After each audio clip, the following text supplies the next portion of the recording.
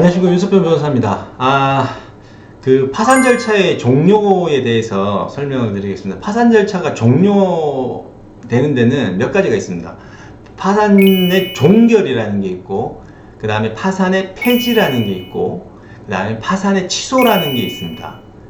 어느 거나 파산 절차가 종료되는 겁니다. 종료가 큰 범위고, 그 안에 종결, 폐지, 취소 이렇게 들어가 있거든요. 근데 일단은 가볍게 이제 파산 절차 개요를 해보면, 먼저 파산 신청해야죠. 그러면 대표자 신문, 보전명령, 예납금 납부 이런 걸 하게 되고, 그 다음 파산 선고하게 되고, 파산 관제인은 파산 선고 즉시 이제 그 채무자의 재산을 현금화 시킵니다. 팔아서. 그 다음에 채권자 집회하고 채권 조사를 합니다. 채권이 얼마인지 확정을 하는 거죠. 그리고 이제 현금화 되는 대로 이제 그 재단 채권이라고 있어요. 재단 채권. 법률에 정해진 채권이고, 파산 선고 후에 원인으로 발생한 채권들, 공익적인 또 정책상의 목적상에 있는 채권들, 임금 조세 뭐 이런 것들인데, 그런 것들은 변제를 합니다. 변제.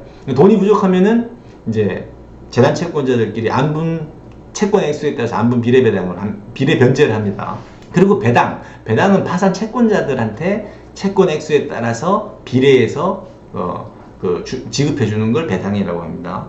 그리고 끝나면은 파산 관제인이 이제 얼마 현금화 시켰고, 이걸 어떻게 변제했고, 어떻게 배당했는지 이런 것들을 계산 보고 집회라고 열어서 보고를 합니다. 그러면 거기에는 뭐 이제 계산 보고서 상에 이제 수지 보고서 이런 거 있고, 그런 상세한 내역들이 있기 때문에 이해관계인들은 계산 보고서를 열람 등사 신청해 가지고 확인할 수 있습니다. 그리고 나서는 이제 파산 종결 결정을 합니다. 왜냐하면 이런 경우는 변제 배당을 했잖아요.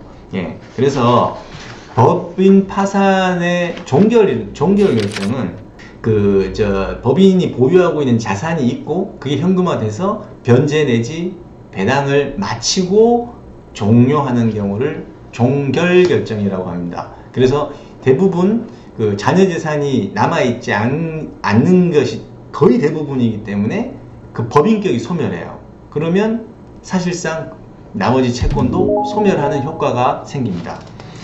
물론 조문에는 파산 절차 종결 이후에 파산 채권자는 자유롭게 권리를 행사할 수 있다라고 되어 있습니다. 파산 절차 끝나도 뭐 되는 거 아니고, 자녀 재산이 없으면 법인격이 소멸하고, 법인격이 소멸하면 사실상 이제 채권이 소멸하는 것 같거든요. 그리고 뭐 재산이 없는데 권리를 행사할 채권자가 어디 있겠습니까? 실무상은 거의 없습니다. 그리고 이제 파산 절차가 종결되면, 종결이라는 건 변제나 배당이 됐다는 거잖아요. 자, 근데 이제 요거는 연대보증인이나 보증인들한테 그 변제된 액수만큼, 배당된 액수만큼만 감액이 됩니다. 연대보증인이나 보증인의 그 채무 액수에는 원칙적으로 변동이 없어요. 법인 채권이 소멸됐다 해서 연대보증이나 보증인의 채무까지 없어지는 거 아닙니다. 변제된 액수, 배당된 액수만큼 감액이 됩니다. 그런데 신용보증기금, 그 다음에 기술신용보증기금, 중소기업진흥에 관한 법률, 여기 보면은 주채무자가 법인인 경우에 회생 인가 결정을 받거나, 그 다음에 면책 결정을 받은 경우에는 같은 비율로 연대보증 채무도 보증 채무도 감경되거나 면제된다. 이 조항들이 각각 있습니다. 그 법에. 자, 근데 법인 파산에는 면책 제도가 없어요.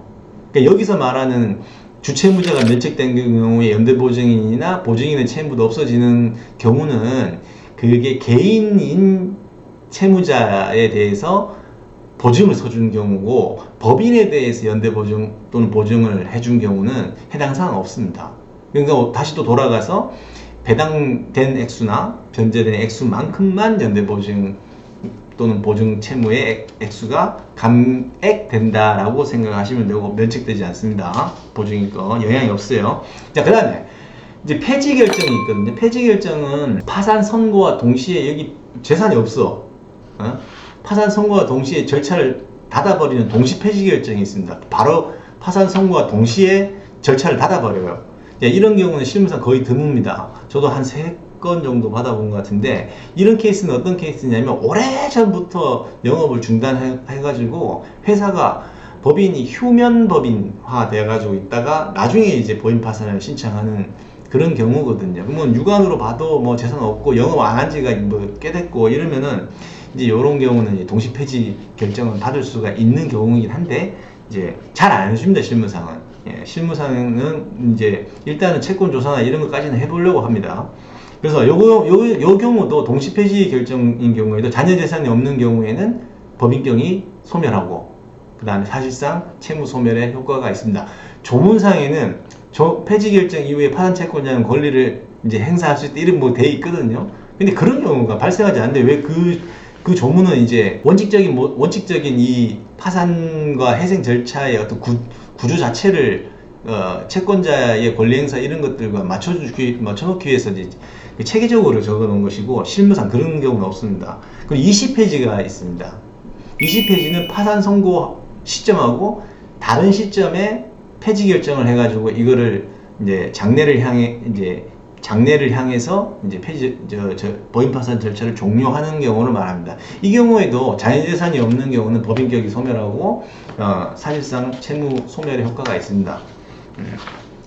결국 끝나는 거죠. 폐지 결정 받았다는 건 동시 폐지든 20폐지든 뭘 못한 거예요. 가진 재산이 없다 보니까 이 현금화할 재산이 없는 거고, 변제나 배당을 못하고 끝내는 걸 동시 폐지, 20폐지라고 합니다. 그리고 동의 폐지라는 게 있습니다. 동의받아가지고 폐지하는 게 있는데, 법인 파산 선고하면 채권 신고 기간을 정합니다. 그 기간 안에 모든 채권자들한테 동의를 받아가지고 절차를 종료시키는 걸 동의 폐지라고 해요. 근데 채권자 10명 중에 뭐 7명은 찬성하고 동의하고 7명은 부동의한다 그러면, 3명은 부동의한다 그러면 안 되거든. 요건이 안 되잖아요. 전부 다 받아야 되는데, 100% 받아야 되는데, 그러면 뭐 이 부동의한 세 채권자에 대해서는 뭐 담보를 제공하거나 별도의 구제책을 마련해 주면 이제 할 수 있어요. 동의 폐지 요건이 되거든요. 근데 실무상 거의 없습니다. 그건 없습니다, 그냥. 그리고 파산의 취소라는 게 있습니다. 파산의 취소는 뭐죠? 어떤 법률 행위에 있었던 시점으로 돌아가가지고 무효화시키는 걸 말하는 거거든요. 근데 이제 파산 취소는 뭐냐면, 파산 선고 결정이 딱 떨어졌어요. 근데 거기에 대해서 즉시 항고를 해요. 즉시 항고를 하면은 어떻게 됩니까?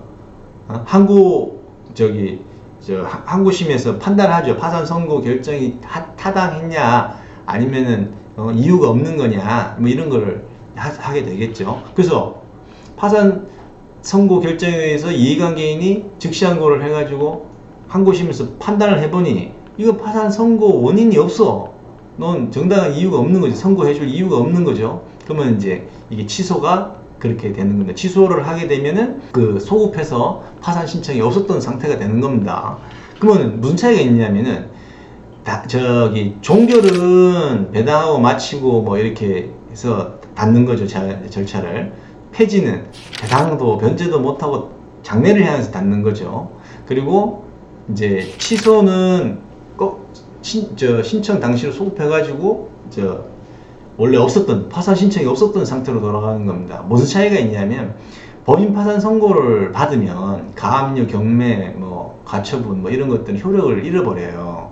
근데 종결이나 폐지 결정 이런 걸로는 그 가압류나 가처분 이런 것들이 부활하지 않습니다. 근데 파산 취소는 소급해서 가기 때문에 부활합니다. 가압류, 가처분, 경매가. 그래서 그런 차이점이 있습니다. 결국에는 지금 다섯 가지죠.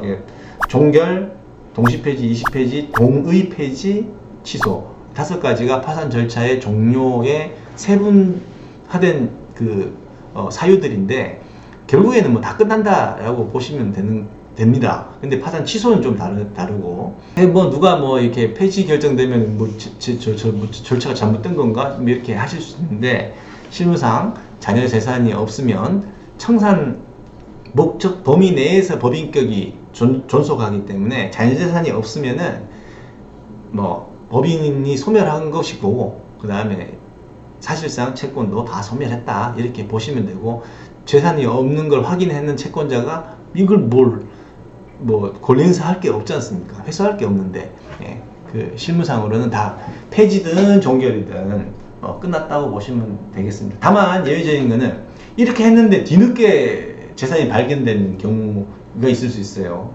그때는 다시 채권자들이 권리 행사를 할 수가 있습니다. 뭐 그런 경우는 뭐 거의 없겠죠. 예, 그렇기 때문에 폐지 결정 받았다 그래가지고 이게 뭐 절차 잘못된 거다 생각하시면 안 되고 절차가 끝났다라고 생각하시면 되겠습니다.